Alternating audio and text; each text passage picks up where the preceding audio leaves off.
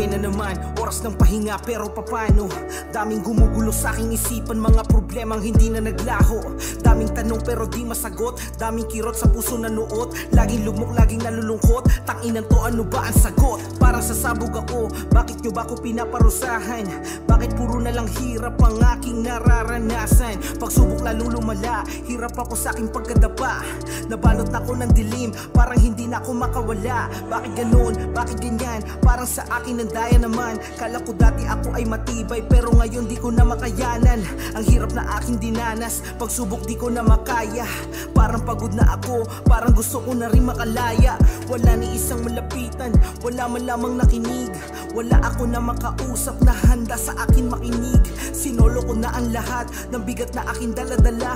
Habang ako nasa dilim, lumuluha at natutulala. Maski isa na kaibigan, wala man lamang sa akin na dumamay.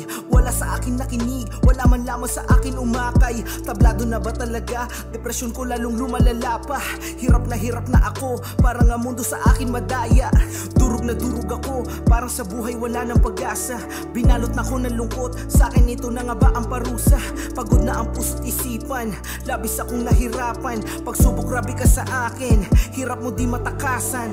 Bakit mo pinabayaan, ngayon di ko na makayanan. Mga problema ko parang gusto ko na nga lamang na matakasan. Huling kasalanan na to, ang baril ay pinutok ko sa ulo. Nagkalat ang aking dugo at ang aking paningin ay nablako. Patawad mahina ako, kaya sumuko at nagpahinga.